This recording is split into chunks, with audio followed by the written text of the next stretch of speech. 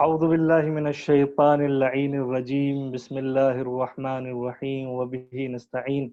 انہ خیر ناصر ومعین وصلی اللہ علی نبینا محمد واہل بیتہ الطیبین الطاہرین اللہم صلی علی محمد وآل محمد وعجل فرجہم الشریف۔ عزیزان محترم، ناظرین کرام، سامعین محترم، سب سے پہلے آپ سب کی خدمت میں اس نقطے کو پیش کرنا چاہتا ہوں کہ انشاءاللہ آج سے جو سلسلہ دروس کا شروع ہو رہا ہے اور جن کلاسز کا آغاز ہو رہا ہے ان کا عنوان جیسا کہ آپ جانتے ہیں سیرت معصومین علیہ السلام ہے، اور معصومین علیہ السلام کی زندگی چونکہ ایسی طویل و عریض زندگی ہے، اتنی ایکسٹینسو آپ کی بائیوگرافی ہے کہ انہیں ایک یا دو دروس میں ذکر کرنا اور ان کے اوپر سیر حاصل گفتگو کرنا ممکن نہیں ہے، اور 1400 سال سے زیادہ گزرنے کے باوجود آج تک ہم اس بات کا احساس کرتے ہیں کہ بے شمار مجالس برپا کی گئی ہیں، بے شمار کلاسز رکھی گئی ہیں، مختلف پلیٹ فارم سے، مسجدوں سے، امام بارگاہوں سے، حسینیہ سے، گھروں سے، الگ الگ مقامات سے اہل بیت کی سیرت پر، کالجز سے، یونیورسٹیز سے ان کی سیرت پر گفتگو کی گئی ہے، لیکن ابھی تک اس بات کا ہر گفتگو کرنے والے کو، ہر اوریٹر کو، ہر سپیکر کو احساس ضرور ہوتا ہے کہ جتنا کہا گیا ہے اتنا ہی کم ہے، کیونکہ یہ وہ ذوات مقدسہ ہیں جن کی زندگی کو اور جن کی زندگی کے موضوعات کو زمان اور مکان، ٹائم اور سپیس میں محدود کیا ہی نہیں جا سکتا ہے، کیونکہ یہ اس ذات والا صفات سے وابستہ ہیں جو ہر طرح کی حدود سے پرے ہے اور کسی بھی طریقے سے مقید اور کنفائن نہیں کیا جا سکتا۔ تو جس طریقے سے پروردگار عالم کا ذکر محدود اور لمٹ نہیں کیا جا سکتا، اسی طریقے سے اہل بیت کا ذکر بھی محدود وقت میں بیان نہیں کیا جا سکتا۔ اسی لیے ہر ذاکر، ہر خطیب، ہر مدرس، ٹیچر یہی کوشش کرتا ہے کہ جس حد تک اس کے پاس وقت ہو، جس حد تک گنجائش ہو، اس حد تک اہل بیت کی زندگی کے بعض واقعات کسی حد تک لوگوں کے سامنے بیان کرے، تاکہ لوگ ان کی زندگی کو اپنا آئیڈیل بنا کے، رول ماڈل بنا کر اپنی لائف کو بھی انہی کے پاتھ پر، انہی کے راستے پر گزارنے کی کوشش کریں۔ اور یہ واقعاً ہماری زندگی کے لیے ایک انتہائی اہم عمل ہے کہ جن لوگوں کو ہم اپنا آقا اور اپنا مولا مانتے ہیں، جن لوگوں کو ہم اپنا لیڈر اور اپنا آئیڈیل مانتے ہیں، انتہائی ضروری ہے کہ ہم ان لوگوں کے بارے میں زیادہ سے زیادہ جاننے کی کوشش کریں، کیونکہ صرف نام کا دم بھر لینا ہی کافی نہیں ہوتا ہے۔ صرف بچپنے سے لے کر اپنی زندگی کے آخری لمحے تک ان کے نام پر اور ان کے حوالے سے صرف ایک انٹروڈکٹری بات کر لینا، یا وہ کون تھے اور ان کے والد کا کیا نام تھا، اس حد تک ان کے بارے میں جان لینا ہماری زندگی میں بینیفیشل اور مفید ثابت نہیں ہوگا۔ تو یقینی طور پر جن لوگوں کو ہم نے اپنا لیڈر سیلیکٹ کیا ہے، جن لوگوں کو ہم اپنا رہبر مانتے ہیں، ان کی زندگی کو پوری طریقے سے، جہاں تک ہماری گنجائش ہے، جاننا ہمارے لیے انتہائی لازم ہے۔ جب تک نہیں جانیں گے تب تک عمل کرنا ممکن نہیں ہے۔ تو جاننے کے لیے اور عمل کرنے کے لیے ایک انیشیٹو یہاں پر دوبارہ شروع کیا گیا ہے۔ ایک سلسلہ ماہ مبارک رمضان میں اسی طریقے سے معصومین علیہ السلام کی حیات طیبہ پر گفتگو کے لیے اور دروس کے لیے رکھا گیا تھا، قائم کیا گیا تھا، اور ایک سلسلہ اب دوبارہ اثر نو شروع کیا جا رہا ہے، جس میں کوشش کی جائے گی انشاءاللہ کہ 14 معصومین کی حیات پر 14 ہفتوں پر مشتمل کلاس رکھی جائے، اور ہر ہفتے میں 2 دن یا 1 دن حسب ضرورت اس معصوم کی، کسی ایک معصوم کی حیات پر روشنی ڈالی جائے اور گفتگو کی جائے۔ یہ پہلی بات جو یہاں پر بیان کرنا بہت ہی ضروری تھا۔ دوسری بات یہ ہے کہ سب سے پہلے ہم اس بات کو سمجھ لیں کہ ہم کیا معلوم کرنا چاہ رہے ہیں، کس طریقے سے معصوم کی زندگی کے اوپر گفتگو کرنا چاہ رہے ہیں اور اسے ہم سیکھنا چاہ رہے ہیں، کیونکہ ہر معصوم کی زندگی میں مختلف ڈائمنشنز، مختلف ایسپیکٹس اور مختلف پہلو پائے جاتے ہیں. تو ممکن نہیں ہے کہ ہم اتنے کم وقت میں ان تمام پہلوؤں پر، ان تمام ڈائمنشنز پر سیر حاصل اور بقدر ضرورت گفتگو کر سکیں، کیونکہ ہر امام کے، ہر معصوم کی زندگی میں ایک رخ ان کا سوشل لائف کا رہا ہے، اجتماعی زندگی، ایک رخ ان کی پرسنل لائف کا رہا ہے، انفرادی زندگی، ایک رخ ان کی پولیٹیکل لائف کا رہا ہے، سیاسی زندگی، ایک رخ ان کی معاشی زندگی کا رہا ہے، اکنامک لائف کا رہا ہے. اور اسی طریقے سے اگر ہر معصوم کی زندگی کو ڈیوائڈ کیا جائے تو بے شمار ایسپیکٹس آپ کو ان کی زندگی میں ملیں گے، اور ہر ایسپیکٹ پہ گفتگو کرنا تقریباً ناممکن ہے، خاص طور پہ تنگی وقت کو مد نظر رکھتے ہوئے. تو ہم نے ان دروس میں اس بات کا فیصلہ کیا ہے اور یہ سوچا ہے کہ سب سے بہترین طریقہ یہ ہے کہ ہم تاریخی اعتبار سے ایک سیر شروع کریں، کرونالوجی کے اعتبار سے آپ کی ہر معصوم کی ولادت سے لے کر ان کی شہادت تک، ان کے اس دنیا سے رخصت ہونے تک جو بھی آپ کی زندگی کے اہم واقعات ہیں، جو بھی آپ کی زندگی کے میجر ایسپیکٹس اور میجر پوائنٹس ہیں، سگنیفیکنٹ ایونٹس اور انسیڈنٹس ہیں، ان کے اوپر گفتگو کی جائے. کوئی سوال ہے یہاں پہ خاہر کو؟ اچھا. اور آج کے اس درس میں سب سے پہلے ہم جس معصوم کی زندگی پر گفتگو کرنا چاہتے ہیں وہ ہمارے اور آپ کے آخری نبی، ختمی مرتبت حضرت محمد مصطفیٰ صلی اللہ علیہ وآلہ وسلم ہیں. اللہم صلی علی محمد وآل محمد. انبیاء کے سلسلے کے آخری نبی، اور جو سلسلہ عصمت جس پہ ہم ابھی گفتگو کرنے جا رہے ہیں، جو معصومین کا سلسلہ ہے، ان کے سب سے پہلے معصوم ہمارے اور آپ کے آخری نبی، ان کی حیات طیبہ پر آج کے اس درس میں گفتگو کی جائے گی انشاءاللہ. اور جیسا کہ میں نے عرض کیا، گفتگو ان کی حیات کے ابتدائی مرحلے سے، انیشیل فیز سے لے کر ان کی رحلت تک اور ان کی وفات تک جو مختلف پوائنٹس آئے ہیں ان پر روشنی ڈالتے ہوئے گفتگو کی جائے گی. اور ایک بات یہاں پر بیان کرنا چاہتا ہوں کہ خاص طور پر پیغمبر اکرم صلی اللہ علیہ وآلہ وسلم کی زندگی کو اگر ہم سیکھنا چاہیں، پڑھنا چاہیں، اس کو اسٹڈی کرنا چاہیں، تو ہمیں اس بات کا احساس ہوتا ہے کہ پیغمبر کی زندگی 3 سٹیجز پر ڈیوائیڈ کی جا سکتی ہے اور انہیں 3 مختلف مرحلوں میں سیکھا جا سکتا ہے، پڑھا جا سکتا ہے. سب سے پہلا مرحلہ پیغمبر کی زندگی کا آپ کی ولادت سے لے کر آپ کے بظاہر پیغمبر ہونے تک کا ہے، یعنی ظاہری طور پر پیغمبری حاصل کرنے تک کا سب سے پہلا مرحلہ ہے، پہلا سٹیج ہے.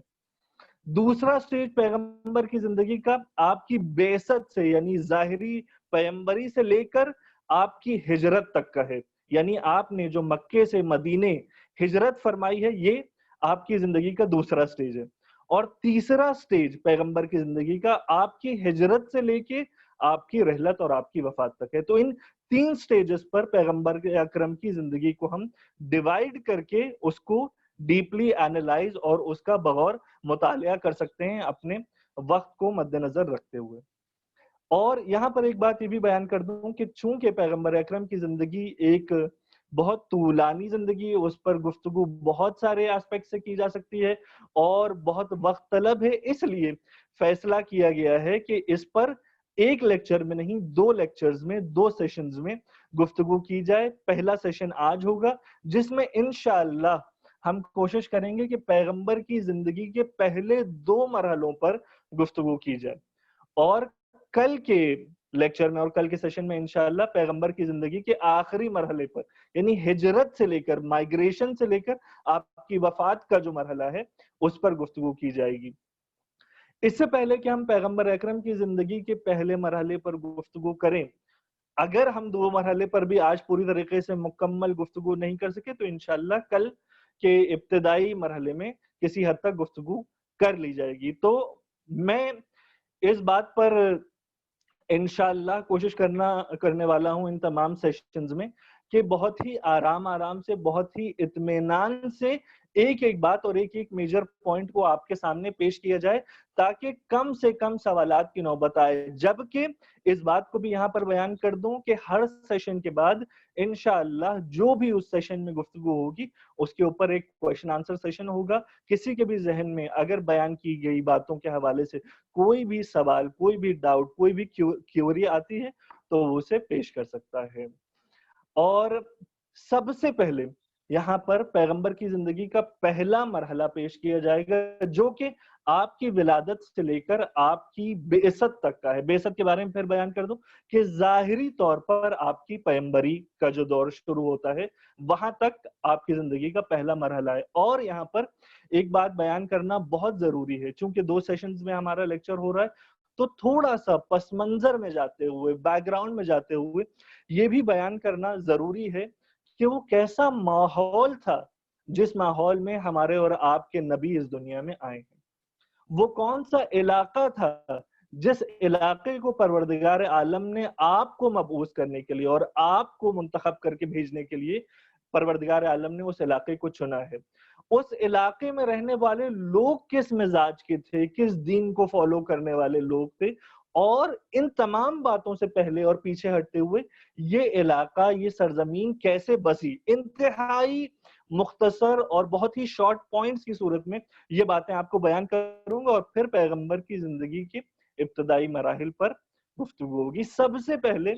یہ بات بیان کی جائے کہ وہ کون سا علاقہ تھا جس میں ہمارے اور آپ کے نبی دنیا میں آئے. وہ عریبین پیننسولا کا علاقہ تھا، شبہ جزیرہ عرب کا علاقہ تھا، جو آج کے دور میں اگر آپ ممالک دیکھیں تو خاص طور پہ سعودی عرب اور اس کے علاوہ قطر، بحرین، یمن اور دیگر ممالک، سیریا، شام، یہ سب جتنے بھی کنٹریز ہیں، یو اے ای، عمان، ان تمام کنٹریز کو مشترکہ طور پہ، کامن طور پہ عریبین پیننسولا میں شمار کرتے ہوئے، شبہ جزیرہ عرب میں شمار کرتے ہوئے عریبیہ کہا جاتا تھا، جو آج کے دور میں سعودی عربیہ اس کا ایک حصہ کہلاتا ہے. پہلے اس سے عربیہ کہا جاتا تھا. عرب کی سرزمین، سرزمین عرب میں ہمارے اور آپ کے نبی کو پروردگار عالم نے بھیجا. اور اس سرزمین میں خاص طور پہ وہ شہر، وہ سٹی جس کا انتخاب پیغمبر کے لیے کیا گیا اسے شہر مکہ کہا جاتا ہے. مکے کی سرزمین میں پیغمبر اس دنیا میں آئے. دوسری بات یہ ہوگی خود مکے کی سرزمین کی آبادی کے بارے میں تاریخ میں ملتا ہے کہ اگر آپ تاریخ میں بہت پیچھے چلے جائیں اور خود مکے کی ہسٹری کو اینالائز کریں، اس کو سٹڈی کریں، تو آپ کو اس بات کا احساس ہوگا کہ مکے کی ہسٹری کا آغاز خود ہمارے اور آپ کے اولو العزم پیغمبر جناب ابراہیم علی نبینا علیہ وآلہ السلام کی زندگی سے ملتا ہے کہ جناب ابراہیم علیہ السلام اپنے فرزند جناب اسماعیل اور اپنی زوجہ، اپنی اہلیہ جناب ہاجرہ کو لے کر اس وادی میں، اس وادی غیر ذی زرع میں، جس کو قرآن نے ایک انتہائی بے آب و گیاہ اور سوکھی وادی سے تعبیر کیا کہ ایسی وادی جب جناب ابراہیم یہاں پر تشریف لائے تو اس میں دور دور تک آبادی کا کوئی امکان نہیں تھا. اس میں لوگ انہیبیٹڈ نہیں تھے، لوگوں کی اس میں آبادی نہیں پائی جاتی تھی. خود جب جناب ابراہیم اپنے فرزند جناب اسماعیل اور اپنی زوجہ جناب ہاجرہ کو اس وادی مکہ میں، اس مکے کی خشک وادی میں لے کے آئے ہیں تو یہاں پر بظاہر پینے کا پانی تک بھی میسر نہیں تھا اور زندگی کے کوئی بھی امکانات نہیں پائے جاتے تھے. لیکن خانہ کعبہ، اللہ کے گھر کی بنیاد وہاں پر موجود تھی اور اسی خانہ کعبہ کی تعمیر کا حکم جناب ابراہیم اور ان کے فرزند جناب اسماعیل کو ملا. اور یہ واقعہ بھی قرآن مجید میں موجود ہے. وَإِذْ يَرْفَعُ إِبْرَاهِيمُ الْقَوَاعِدَ مِنَ الْبَيْتِ وَإِسْمَاعِيلُ، جب ابراہیم اور اسماعیل نے خانہ خدا کی دیواروں کو بلند کرنا شروع کیا، وہ پورا واقعہ. اور اس واقعے کے بعد جناب اسماعیل کی قربانی کا اور ان کے ذبح اس ذبیح اللہ ہونے کا اور ان کی ذبح کا ایک دمبے میں تبدیل ہو جانے کا، یہ پورا واقعہ بھی ایک مختصر انداز سے قرآن مجید میں ملتا ہے. یہ سارے واقعات خود مکے میں پیش آئے. اور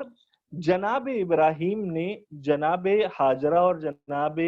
اسماعیل کو، یعنی اپنی زوجہ اور اپنے فرزند کو یہاں پر چھوڑ کر پھر سے جہاں پہ ان کا قیام تھا مقام جرون، اس سے پہلے سب سے پہلے بیبیلون میں، بابل میں جناب ابراہیم رہا کرتے تھے، جو دنیا کی سب سے پہلی سویلائزیشن ہے،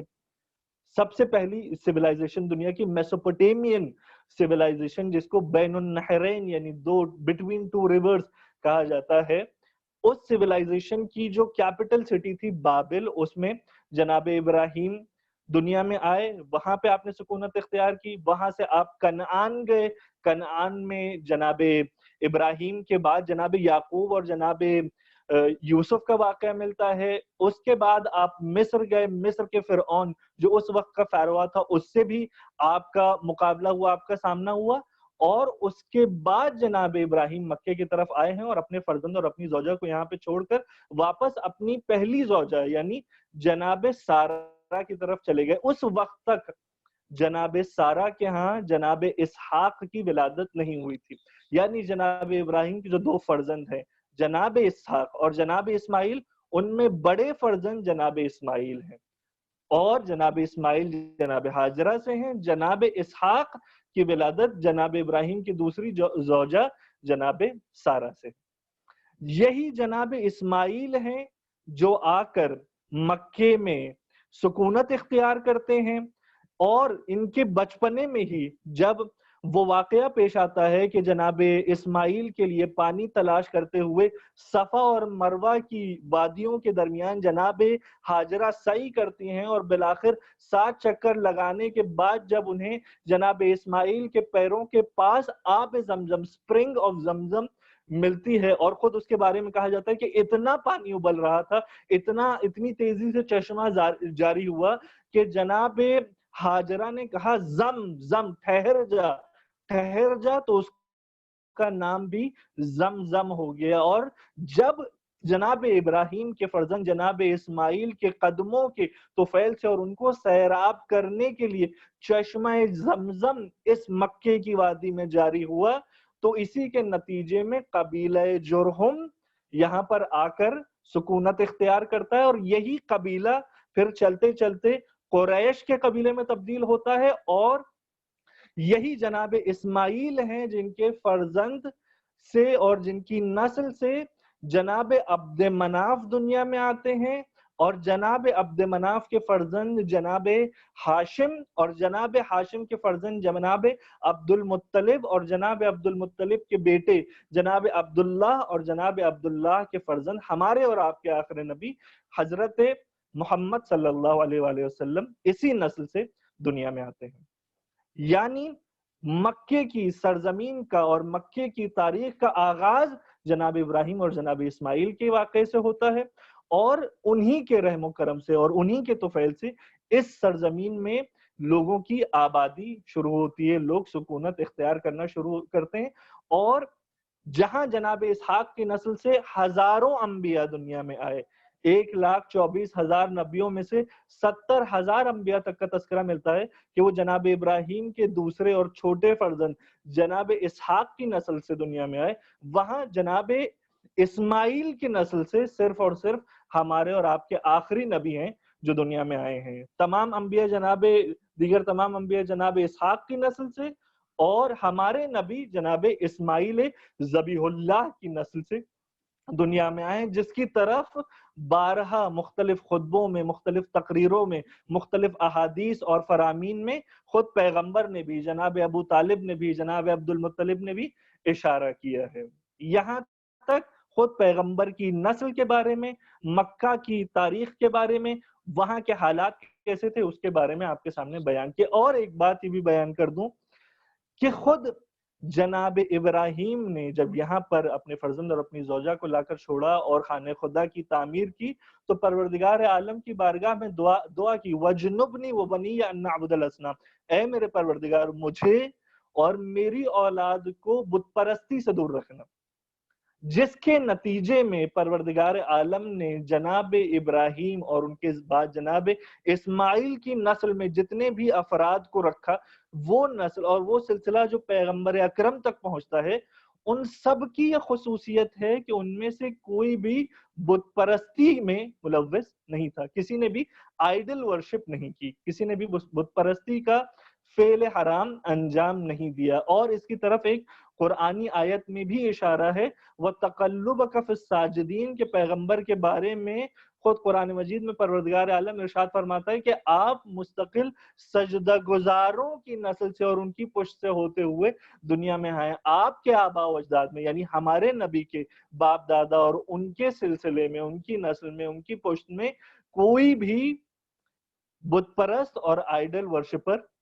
نہیں تھا. یہ ایک اور بات یہاں پر بیان کرنا مناسب تھا. لیکن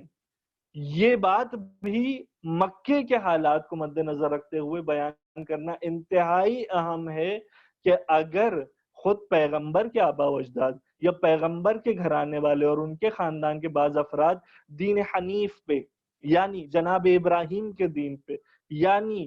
پروردگار کو مانتے ہوئے توحید کے دین پر باقی تھے تو اس کا یہ مطلب نہیں تھا کہ مکے میں جتنے افراد ہیں قریش کے جتنے بھی قبائل ہیں وہ سب موحد اور مونوتھیسٹ ہی رہے، وہ سب ایک ہی خدا کو ماننے والے رہے. نہیں، ہرگز ایسا نہیں تھا. جو دوسرے قبیلے مکے میں موجود تھے، جو دوسرے افراد مکے میں موجود تھے، وہ پوری طریقے سے بت پرستی کیا کرتے تھے اور 360 تک ان کے بتوں کی تعداد پائی جاتی ہے. لات و منات و عزا و حبل جیسے بڑے بڑے بت وہ خود اپنے ہاتھوں سے تراشتے تھے اور ان کی پوجا کیا کرتے تھے، ان کی پرستش کیا کرتے تھے. اور صرف وہی مکے والے ہی ان بتوں کی پرستش نہیں کرتے تھے بلکہ اسی عربستان سے اور دور دراز کے علاقوں سے لوگ آ کر ان بتوں کو پوجا کرتے تھے، ان کی پرستش اور ان کی عبادت کیا کرتے تھے. لیکن خود پیغمبر کے گھرانے والے اور پیغمبر کے آباء و اجداد اس فعل میں ملوث نہیں تھے. اور اس کے تاریخ میں بہت سارے ثبوت ہیں جو ابھی اگلی گفتگو میں کچھ باتیں اس کے لیے بیان کی جائے گی. وہ جو قرآن کی آیت میں نے آپ کے سامنے ذکر کی اس کے علاوہ بھی بے شمار اس کے ثبوت اور دلائل تاریخ میں پائے جاتے ہیں. پیغمبر کا سلسلہ جیسے کہ میں نے عرض کیا کہ جناب اسماعیل سے چلتے چلتے جناب عبد مناف تک آتا ہے. جناب عبد مناف کے فرزند جناب ہاشم جن سے وہ پورا بنی ہاشم کا سلسلہ چلتا چلا آ رہا ہے اور آج کے دور تک اور آج کے وقت تک جو سادات سید افراد ہمارے معاشرے میں پائے جاتے ہیں وہ اسی بنی ہاشم کے سلسلے سے تعلق رکھتے ہیں، بنی عبد مناف کے سلسلے سے تعلق رکھتے ہیں جن کو ہاشمی سادات کہا جاتا ہے اور جن کا سلسلہ جناب سیدہ جناب فاطمہ سے لے کر پھر پیغمبر اکرم اور پیغمبر اکرم سے لے کر جناب ہاشم اور جناب ہاشم سے لے کر جناب اسماعیل تک پہنچتا ہے. یہ پورا شجرہ موجود ہے. جناب ہاشم کے ایک بھائی جن کے بارے میں تاریخ میں ملتا ہے کہ یہ جناب ہاشم کے ساتھ جڑے ہوئے پیدا ہوئے تھے، یعنی یہ ٹوینز کی صورت میں پیدا ہوئے تو ایسے پیدا ہوئے تھے کہ یہ جڑے ہوئے تھے اور خود تلوار کے ذریعے تاریخ میں ملتا ہے کہ ان دونوں کو جدا کرنا پڑا ہے اور یہ تلوار کے ذریعے سے جناب ہاشم کے جو بھائی جدا کیے گئے ہیں ان کا نام ہے امیہ اور انہی امیہ کی نسل سے بنی امیہ کا پورا سلسلہ ملتا ہے جس میں پھر حرب ہے اور حرب کے بیٹا ابو سفیان ہے اور ابو سفیان کا بیٹا معاویہ ہے اور معاویہ کا بیٹا یزید ہے اور یزید کا بیٹا معاویہ ابن یزید. یہ پورا سلسلہ امیہ سے چلتا ہے. اور دوسرا سلسلہ جو پیغمبر اکرم اور اہل بیت تک آتا ہے وہ جناب ہاشم سے چلتا ہے. ایک اموی سلسلہ ہے اور ایک ہاشمی سلسلہ ہے. ہاشمی سلسلے میں جناب ہاشم کے بعد جناب عبد المطلب کا تذکرہ آتا ہے. جناب عبد المطلب قریش کے قبیلے کے بزرگ تھے اور جتنے بھی قبائل جتنے بھی ٹرائبز قریش میں پائے جاتے تھے ان سب کے لیڈر تھے جناب عبد المطلب. اور جناب عبد المطلب کی ذاتی اور پرسنل کوالٹیز پرسنل خصوصیات بھی تاریخ میں بے شمار ملتی ہیں. خود پیغمبر اکرم نے آپ کی بے شمار ذاتی خصوصیات کی طرف اشارہ کیا ہے. جناب عبد المطلب کے اپنے دادا کی خصوصیات کے بارے میں پیغمبر نے ارشاد فرمایا کہ آپ کے اندر 5 ایسی خصوصیات پائی جاتی تھی اور 5 ایسے عمل جناب عبد المطلب نے انجام دیے ہیں جن عمل کو فالو کرتے ہوئے اس وقت کے تمام افراد جناب عبد المطلب کی سرداری میں ان کی قیادت میں زندگی گزار رہے تھے اور انہی 5 عملوں کو خود عالم اسلام نے جب اسلام اور قرآن اور پیغمبر کی شریعت آئی تو ان سب کو قبول کیا ان سب کو ایکسپٹ کیا. ان 5 عملوں کا انتہائی اختصار سے بہت ہی شارٹ طریقے سے آپ کے سامنے تذکرہ کروں، وہ خصوصیتیں جو جناب عبد المطلب پیغمبر کے دادا میں پائی جاتی ہیں۔ سب سے پہلی خصوصیت یہ ہے کہ آپ نے تمام تر عربی قبائل کے لیے، اس دور میں پائے جانے والے تمام افراد کے لیے جو آپ کے زیر سرپرستی اور آپ کے زیر قیادت زندگی گزار رہے تھے، ان کے لیے اس بات کو حرام قرار دے دیا کہ کوئی بھی بیٹا اپنے باپ کی زوجہ سے عقد نہیں کر سکتا، ورنہ اس سے پہلے بعض افراد کے ہاں یقینی طور پہ جناب ابراہیم کی نسل سے جو حنفی عقیدے کو ماننے والے اور دین حنیف پر عمل کرنے والے پیغمبر کے آباء و اجداد تھے، ان کے ہاں یہ عمل نہیں انجام پاتا تھا، لیکن بعض ٹرائبز میں یہ عمل ہوا کرتا تھا کہ اولاد اپنے باپ کی زوجہ سے عقد کر لیا کرتی تھی، یا یہاں تک تاریخ میں ملتا ہے کہ باپ کے انتقال کے بعد اس کی جتنی بھی بیویاں ہیں وہ بطور کنیز یا بطور زوجہ ورثے میں، انہیریٹنس میں بیٹے کے پاس آتی تھی۔ اس چیز کو، اس فعل حرام کو حرام قرار دینے والے سب سے پہلے جناب عبد المطلب تھے، اور اس عمل کو اسلام نے بھی قبول کیا۔ دوسری چیز، دوسرا قانون جو جناب عبد المطلب نے جاری کیا وہ یہ تھا کہ ٹریجر میں اور خزانے میں خمس عائد کرنے والے بھی جناب عبد المطلب تھے، کہ کبھی بھی اگر آپ کو کوئی ویلتھ، کوئی پراپرٹی خزانے کے طور پہ، ٹریجر کے طور پہ ملے گی تو اس میں سے 5واں حصہ آپ کو خدا کی راہ میں نکالنا ہے، اور یہ خمس کا سلسلہ بھی جناب عبد المطلب نے شروع کیا۔ جتنے بھی لوگ مکے میں خانہ خدا کے جانب عبادت کی نیت سے اور حج کی نیت سے اس دور میں آتے تھے، ان تمام لوگوں کو سیراب کرنے کے لیے، ان کو آسائش فراہم کرنے کے لیے، ان کے لیے پانی اور غذا کا اہتمام کرنے کے لیے بھی جو قانون خود اس دور میں نافذ کیا گیا، قائم کیا گیا، وہ بھی جناب عبد المطلب کے ذریعے سے ہوا۔ آپ نے اس بات کو قانون بنایا کہ مکے کے جو بھی سردار قبیلہ افراد ہوں گے ان کی یہ ذمہ داری ہوگی کہ جو شخص بھی حج کی نیت سے مکے جائے گا، اس کو پانی پلانا، اس کو سیراب کرنا، اس کے لیے سکونت کا انتظام کرنا انہی سرداروں اور انہی قریش کے رؤساء کا کام ہوگا۔ چوتھا قانون یہ تھا کہ جناب عبد المطلب نے ایک انسان کے قتل کی یا ایک انسان کی جان کی قیمت 100 اونٹ قرار دیا، جس کے بارے میں ابھی کچھ باتیں آپ کے سامنے بیان کروں گا کہ یہ کس طریقے سے جناب عبد المطلب نے یہ قانون جاری کیا۔ لیکن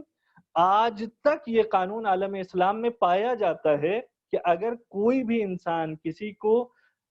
ناحق قتل کر دے، یعنی کسی کو بربنائے خطا اور مسٹیکنلی قتل کر دے، تو اس کی بلڈ منی، اس کا دیت 100 اونٹ ہے، یا 100 اونٹ کا ایکویولنٹ جتنا بھی پیسہ اور جتنی بھی قیمت ہوتی وہ ادا کرنی۔ یہ قانون بھی عرب میں پیغمبر اسلام کے آنے سے پہلے اور خود اسلام کے آنے سے پہلے جناب عبد المطلب نے نافذ کیا تھا، جسے اسلام نے قبول کیا۔ اور آخری بات یہ کہ خود خانہ کعبہ کے اطراف جو 7 چکر کیے جاتے ہیں، 7 طواف کیے جاتے ہیں، ان کو بھی جناب عبد المطلب نے ہی شروع کیا۔ اب جناب عبد المطلب کے ہاں پروردگار عالم نے انہیں متعدد فرزند دیے، جن میں سے ایک جناب عبد المطلب کے فرزند جناب عبداللہ تھے، اور ایک جناب ابو طالب تھے۔ یہ اولاد کا سلسلہ جناب عبد المطلب نے نظر کیا تھا کہ اگر 10 تک پہنچ جائے گا، یعنی اگر پروردگار نے انہیں 10 فرزند دیے تو وہ ان میں سے ایک کو پروردگار کی راہ میں قربان کر دیں گے۔ جب پروردگار عالم نے جناب عبد المطلب کو 10 فرزند دیے تو جناب عبد المطلب نے قرآن اندازی کی کہ ان 10 اولاد میں سے کس کو پروردگار کی بارگاہ میں قربانی کے طور پر پیش کیا جائے۔ تو جب پہلی بار قرآن اندازی کی، قرآن نکالا گیا، تو پیغمبر ہمارے اور آپ کے نبی کے والد جناب عبداللہ کا نام آیا۔ لیکن جناب عبداللہ اتنے باکمال اور اتنے حسین و جمیل اور شکیل شخصیت کے مالک تھے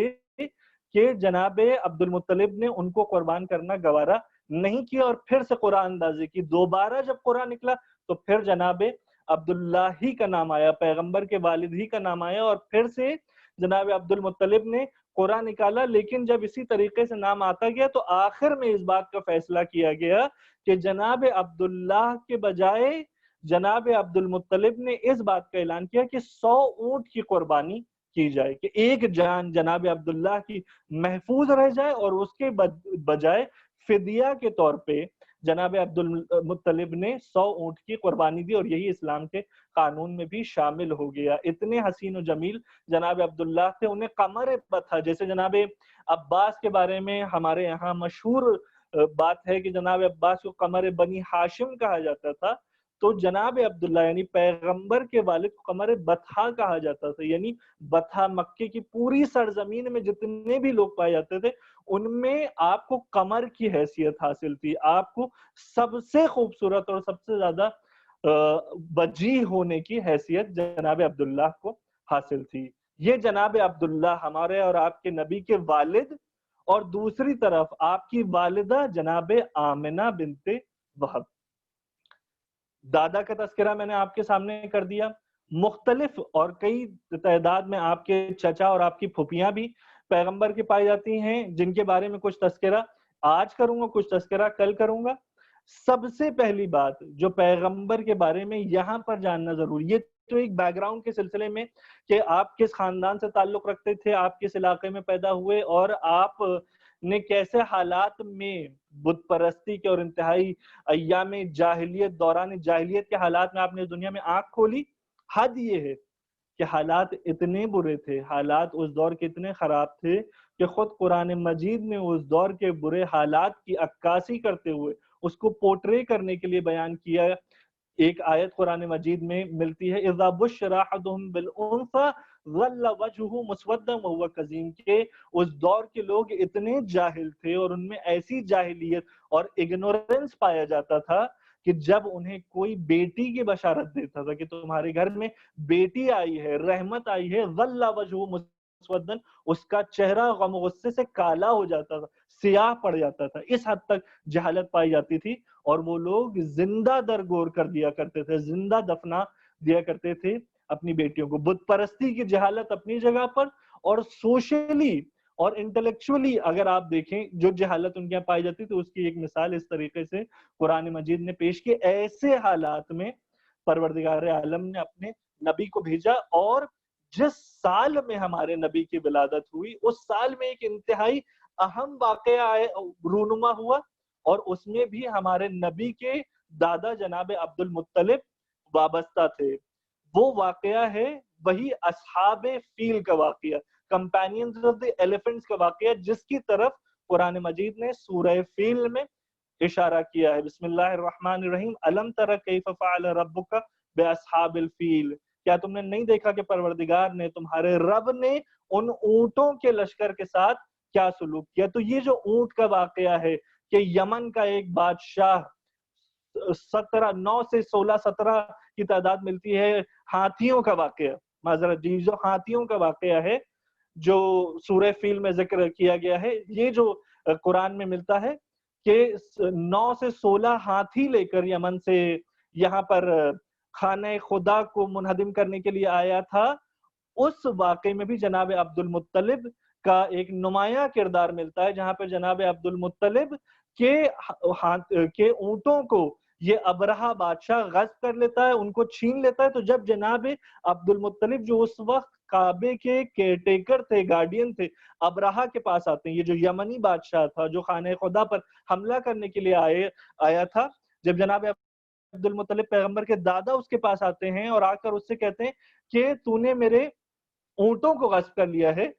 تو وہ بادشاہ حیرت زدہ ہو کر کہتا ہے کہ مجھے تعجب ہے کہ آپ جیسی بڑی اور بزرگ شخصیت اس بات کو فراموش کر چکی ہے اور اس بات کی طرف متوجہ نہیں ہے کہ میں کس مقصد سے آیا ہوں۔ جس گھر کی آپ عبادت کرتے ہیں اور جس گھر کو آپ مقدس سمجھتے ہیں، میں اس گھر کو ڈھانے کے لیے آیا ہوں، لیکن آپ کو اپنے اونٹوں کی پرواہ ہے۔ اور یہاں پر پیغمبر کے دادا جناب عبد المطلب ایک تاریخی جملہ کہتے ہیں،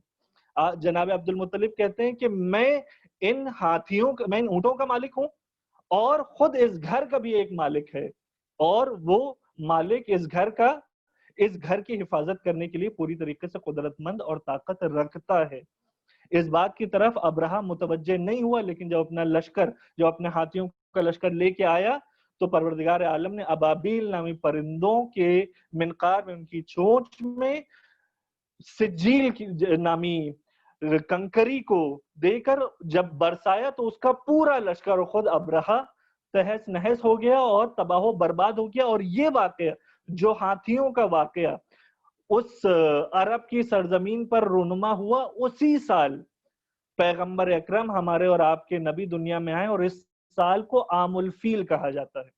اور چونکہ یہ ایک انتہائی عظیم واقعہ تھا، ایک بہت بڑا واقعہ تھا، جب خانہ خدا پہ حملہ ہونے والا تھا، تو اس کے بعد جتنے بھی واقعات عرب میں رونما ہوئے وہ اسی واقعے سے، اسی عظیم واقعے سے ایسوسیٹ کر کے جانے لگے. یعنی جب عام الفیل کا واقعہ ہوا اور اس کے بعد اگر 2 سال بعد کوئی واقعہ ہوا تو اسے 2 عام الفیل کہا جانے لگا. عام الفیل کا مطلب ایئر آف ایلیفینٹس، ہاتھیوں کا سال.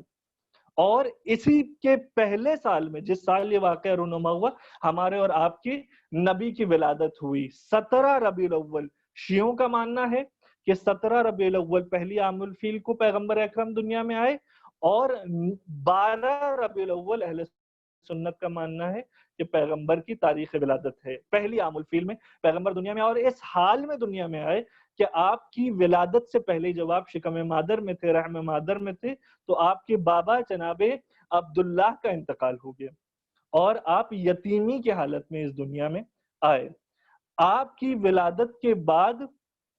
4 سال ہی گزرے تھے، یا بعض تاریخ کے اعتبار سے کہ 6 سال ہی گزرے تھے کہ آپ کی والدہ جناب آمنہ بنت وہب کا بھی انتقال ہو گیا. اور 6 سال کی انتہائی کم عمر میں پیغمبر اکرم پوری طریقے سے یتیم ہو گئے، اور اس کے بعد پیغمبر کی سرپرستی کا، ان کی کفالت کا پورا ذمہ آپ کے دادا یہی جناب عبد المطلب نے لیا. اور خود جناب عبد المطلب بھی اس واقع فیل کے، یعنی اس عام الفیل کے گزرنے کے 8 سال کے بعد، یعنی 8 عام الفیل کو اس دنیا سے گزر گئے. یعنی ایک ایک کر کے پیغمبر کی پیدائش کے بعد سے جو پیغمبر کے انتہائی قریبی خون رشتے تھے وہ پیغمبر سے دور ہوتے گئے، اور پیغمبر نے ایک انتہائی یتیمی کی زندگی میں کی حالت میں اپنی زندگی کے ابتدائی دن گزارے. دنیا میں آنے سے پہلے والد کا انتقال ہو گیا، دنیا میں آنے کے 4 سال کے بعد والدہ کا انتقال ہو گیا، اور 8 سال کے بعد دادا کا انتقال ہو گیا. لیکن دادا نے اپنی وفات سے کچھ لمحہ پہلے اپنے پورے خاندان کو، اپنے خاندان کے تمام افراد کو جمع کیا، اور پیغمبر کی سرپرستی اور پیغمبر کی کفالت اور گارڈین شپ کی ذمہ داری پیغمبر کے چچا جناب ابو طالب کے ذمے کی. اور یہ ذمہ داری جناب ابو طالب نے اپنی زندگی کی آخری سانس تک اور اپنی زندگی کے آخری لمحے تک بخوبی انجام دی. اور بہت مشکل اور بہت سخت مراحل پیغمبر کی زندگی میں آئے، لیکن جناب ابو طالب نے اس ذمہ داری کو پوری طریقے سے نبھایا اور پیغمبر کا ہر حال میں دفاع کیا، ان کو ڈیفینڈ کیا. یہ پیغمبر کی زندگی کے پہلے 8 سال آپ کے سامنے بیان کیے گئے. 10 سال کی عمر میں پیغمبر اکرم نے خود کام کرنا شروع کر دیا. پیغمبر کا یہ جو پہلی زندگی کا جو پہلا سٹیج ہے، اس میں کچھ جو اہم واقعات ہیں، ان میں 3 باتیں ایسی ملتی ہیں جو خود پیغمبر نے انتہائی کم عمری میں انجام دی ہیں، اور ان تمام واقعات سے خود پیغمبر کی خصوصیت، پیغمبر کے کمالات سامنے آتے ہیں کہ آپ کے 40 سال کی عمر میں مبعوث برسالت ہونے سے بہت پہلے ہی سے پورے عرب میں، قریش کے پورے قبیلے میں آپ کی خصوصیتیں اور آپ کے کمالات رونما ہو رہے تھے، اور لوگ آپ کی شخصیت کو مان چکے تھے، جس کی سب سے بڑی دلیل یہ ہے کہ آپ کے بظاہر نبی ہونے سے پہلے ہی تمام عرب والے آپ کو صادق کا لقب دے چکے تھے کہ آپ ٹروتھفل ہیں، آپ سچے ہیں، اور ساتھ ہی ساتھ آپ کو امین یعنی امانت دار ہونے کا، ٹرسٹ وردی ہونے کا بھی لقب دے چکے تھے. وہ سارے واقعات جو آپ کے پیغمبری سے پہلے پیش آئے ہیں، وہ سب ان باتوں کا پوری طریقے سے ثبوت پیش کرتے ہیں کہ پیغمبر نے پہلے اپنا کیریکٹر منوایا، اپنی شخصیت کو منوایا، اور اپنی شخصیت کو عرب میں پوری طریقے سے منوا لینے کے بعد اپنی نبوت کا اعلان کیا. 10 سال کی عمر میں پیغمبر اکرم نے گلب بانی، جس کو کہا جاتا ہے یعنی شیپہرڈ کا کام کرنا، اور بھیڑ بکری چرانے کا کام کرنا 10 سال کی کم سنی میں پیغمبر اکرم نے شروع کیا، اور یہ جو پیشہ اور پروفیشن ہے یہ کئی سارے پیغمبروں، کئی نبیوں کی زندگی ملتا ہے کہ آپ یہی بھیڑ بکری چرانے کا کام کیا کرتے تھے، جس سے خود آپ کو ایک تجربہ اس اعتبار سے بھی ملتا ہے کہ ہمیں امت کی قیادت کرنی ہے، اور جتنا صبر اور جتنا حلم اس کام کے لیے درکار ہے، جتنا پیشنس اس کام میں درکار ہے، اس سے کہیں زیادہ پیشنس رہبری میں اور لیڈرشپ میں درکار ہے اور ضروری ہوتا ہے۔ 12 سال کی عمر میں ایک بہت اہم واقعہ پیغمبر کی زندگی کو پیش آتا ہے، اور وہ یہ ہے کہ آپ اپنے گارڈین، اپنے چچا جناب ابو طالب کے ساتھ 12 سال کی عمر میں سب سے پہلا تجارتی سفر انجام دیتے ہیں، ٹریڈ ٹرپ انجام دیتے ہیں مکے سے شام کی طرف، سیریا کی طرف۔ اور اس ٹریڈ ٹرپ میں ایک بہت ہی انوکھا واقعہ جو پیش آتا ہے وہ یہ ہے کہ جب پیغمبر اپنے چچا کے ساتھ سفر میں اور اس تجارتی جرنی میں مختلف منازل اور مختلف مراحل طے کر رہے ہوتے تو ایک منزل، ایک مقام ایسا آتا ہے جہاں پر پیغمبر ایک درخت کے نیچے بیٹھتے ہیں۔ وہ درخت اس وقت تک ایک خشک درخت ہوتا ہے، لیکن جیسے ہی پیغمبر اس درخت کے سائے میں آتے ہیں وہ درخت پوری طریقے سے سرسبز اور گرین شاداب ہو جاتا ہے۔ اور پیغمبر جہاں جہاں سفر کرتے ہیں دیکھنے والے اس بات کا ملاحظہ کرتے ہیں، اس بات کا مشاہدہ کرتے ہیں کہ پیغمبر کے سر پر ابر کا یعنی بادل کا سایہ ہوتا ہے۔ اسی سفر کے اثنا میں ایک منزل وہ بھی آتی ہے کہ جب پیغمبر ایک موناسٹری کے سامنے یعنی ایک عبادت گاہ کے، مسیحیوں کے، کرسچنز کے ایک عبادت گاہ کے سامنے ایک درخت کے نیچے بیٹھتے ہیں۔ اس عبادت گاہ میں جو ایک مونک، ایک ان کا بہت بڑا پادری ہوتا تھا، وہ سال میں صرف ایک بار اپنی عبادت گاہ سے باہر آتا تھا، اور اتفاق ایسا ہوا کہ جب پیغمبر 12 سال کی عمر میں اس سفر کو طے کرتے ہوئے اس منزل تک پہنچے تو وہ پادری اپنی رہائش گاہ سے، جس سے وہ سال میں ایک بار نکلتا تھا، باہر نکلتا ہے اور اس کی نگاہ پیغمبر تک پہنچتی ہے۔ جیسے ہی وہ پیغمبر کو دیکھتا ہے فوراً اس کے دل میں ایک خیال آتا ہے، ایک تعجب کی ایک اس کے دل میں لہر دوڑتی ہے، جس کی وجہ یہ ہوتی ہے کہ پیغمبر کے چہرے پر اور پیغمبر کے اطراف میں وہ جن علامتوں کو دیکھتا ہے، جن سائنز کو دیکھتا ہے، اس سے اس کے ذہن میں فوراً یہ خیال آتا ہے کہ ان علامتوں کے بارے میں پہلے ہی اپنی آسمانی کتاب یعنی انجیل میں پڑھ چکا ہوں، اس کا مطالعہ کر چکا ہوں۔ وہ فوراً اپنی کتاب لے کر آتا ہے، اور جتنے بھی سائنس، جتنی بھی علامتیں اس کتاب میں لکھی ہیں کہ جب آخری دور میں اسی سرزمین عرب سے ایک نبی کو پیغمبری عطا کی جائے گی تو اس نبی کے چہرے کے اور اس نبی کے بدن کے کیا خصوصیات ہوں گی، وہ سارے خصوصیات جب وہ اپنی کتاب میں دیکھتا ہے اور پیغمبر کی ذات میں انہی خصوصیات کا مشاہدہ کرتا ہے تو وہ فوراً جناب ابو طالب کے پاس آتا ہے اور جناب ابو طالب سے درخواست کرتا ہے کہ یا تو آپ اس بچے کی پوری طریقے سے نگرانی کریں یا اسے فوراً مکے واپس لے کے چلے جائیں، کیونکہ یہ بچہ مستقبل میں بڑی شان والا ہونے والا ہے، اسے پروردگار اپنی جانب سے ایک عہدہ اور ایک مرتبہ عنایت کرنے والا ہے، اور اگر یہودیوں کو اس بات کا علم ہو گیا کہ یہ بچہ اس وقت یہاں پر آیا ہوا ہے تو اسے قتل کر دیں گے۔ کیوں؟ کیونکہ میں اس بچے میں نبوت کی تمام علامتوں کو دیکھ رہا ہوں اور محسوس کر رہا ہوں۔ یہ اس دور میں، اس سفر میں جو ایک راہب، ایک مونک جس کو بحیرہ کہا گیا، اس کا نام بحیرہ راہب ملتا ہے تاریخ میں، وہ پیشن گوئی کرتا ہے، پروفیسی کرتا ہے، جناب ابو طالب کو اس بات کی پوری خبر دیتا ہے، اور جناب ابو طالب پیغمبر اکرم کو لے کر مکے واپس آ جاتے ہیں۔ یہ 12 سال کی عمر کا واقعہ ہے جہاں پر خود مکے والوں کے علاوہ مکے کے بھی بہت سارے واقعات ملتے ہیں کہ جہاں پہ مکے کے کاہن، ایسٹرولوجرز اور فارچیون ٹیلرز اس بات کی طرف پروفیسی کر چکے تھے پیغمبر کو دیکھ کے اور ان کی زندگی میں کم سنی کے دور میں جو واقعات پیش آئے ہیں ان کا مشاہدہ کر کے کہ یہ بچہ بزرگی میں اور بڑا ہو کر بہت بڑی شان والا ہونے والا ہے اور ایک الہی نمائندہ ہونے والا ہے۔ مکے والوں نے بھی اس بات کا اعلان کر دیا۔ جب پیغمبر نے مکے سے سیریا کی طرف، شام کی طرف سفر کیا تو وہاں کے کرسچنز کے راہب نے بھی اس بات کا اعلان کر دیا۔ دوسرا واقعہ اور دوسرا بڑا تجارتی سفر جو پیغمبر کی زندگی میں پیش آیا وہ 25 سال کی عمر میں پیش آیا. 12 سال کا ایک واقعہ آپ کے سامنے بیان کیا. اب 25 سال کی عمر میں اس قبیلہ عرب، اس جزیرہ عرب کی ملیکۃ العرب کہلانے والی، یعنی اس سرزمین کی سب سے زیادہ مالدار عورت کہلانے والی جناب خدیجہ نے اپنا مال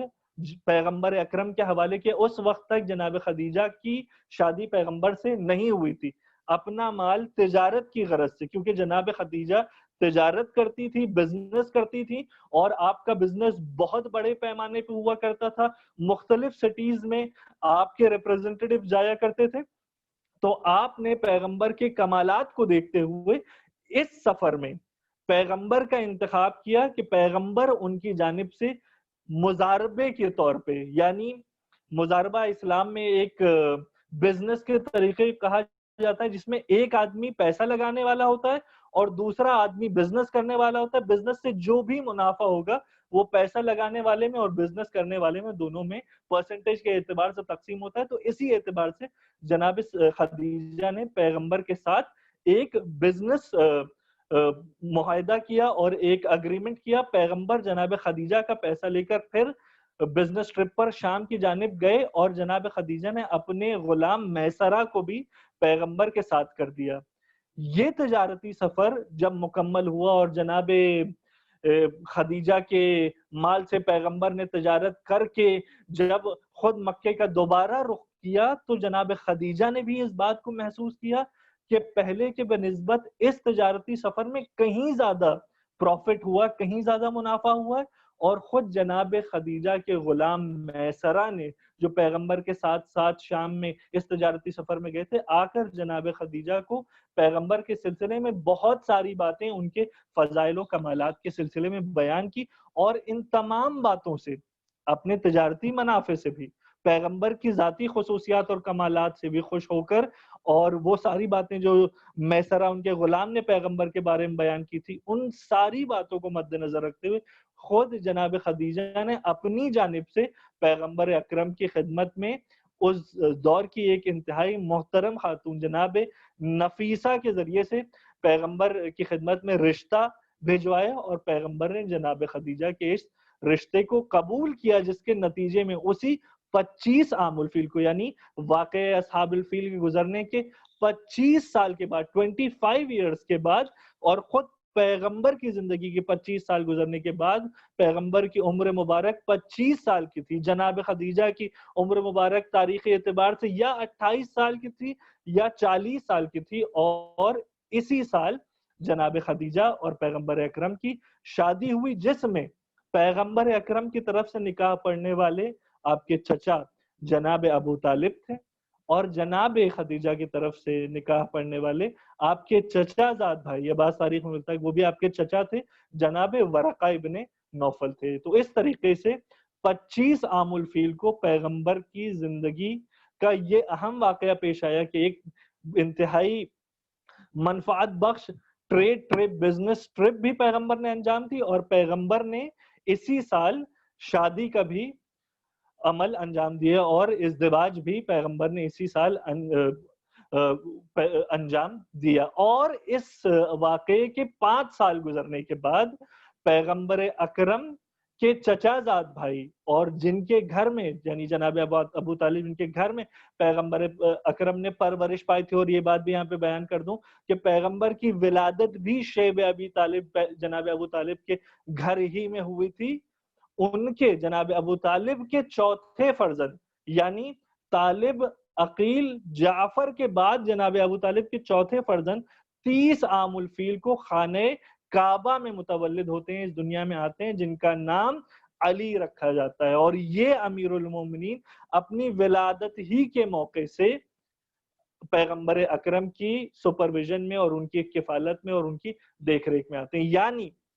پیغمبر جناب ابو طالب کی کفالت میں زندگی گزارتے ہیں، اور جناب ابو طالب پیغمبر کے گارڈین ہیں، اور جناب ابو طالب کے فرزند امیر المومنین امام علی علیہ السلام کے گارڈین اور ان کے سرپرست خود پیغمبر اکرم قرار پاتے ہیں. بچپنے سے امیر المومنین پیغمبر اکرم کے ساتھ ساتھ رہتے ہیں، یہاں تک کہ 40 ہجری کا واقعہ بس میں اس گفتگو کو یہیں پہ ختم کر دوں گا اور باقی باتوں کو انشاءاللہ کل بیان کروں گا. پس منظر پیغمبر کی ولادت کا اور ان کی زندگی کا پہلا سٹیج آج بیان کر کے مکمل کر دوں کہ 30 عام الفیل کو امیر المومنین دنیا میں آتے ہیں. امیر المومنین کی سرپرستی اور ان کی نگرانی کے سارے فرائض پیغمبر انجام دیتے ہیں, اور 10 سال گزرنے کے بعد, عام الفیل کے 40 سال گزرنے کے بعد, سن 40 عام الفیل میں غار ہرا میں اور بعض روایات کے اعتبار سے خود امیر المومنین کی موجودگی میں جبرائیل امین پیغمبر اکرم کے پاس تشریف لاتے ہیں اور قرآن کی پہلی 5 یا 6 آیتیں لے کر پیغمبر کی خدمت میں آتے ہیں, اور وہ پہلی 5 یا 6 آیتیں سورہ علق کی آیتیں, بسم اللہ الرحمن الرحیم, اقرأ باسم ربک الذی خلق, اور اس کے بعد کی 4-5 آیتیں ہیں جو پیغمبر کے سامنے جبرائیل امین پڑھتے ہیں, اور اس طریقے سے ظاہری طور پر اپیرنٹلی پیغمبر کو پروردگار عالم کی جانب سے پیغمبری عطا کی جاتی ہے. والسلام علیکم ورحمۃ اللہ وبرکاتہ.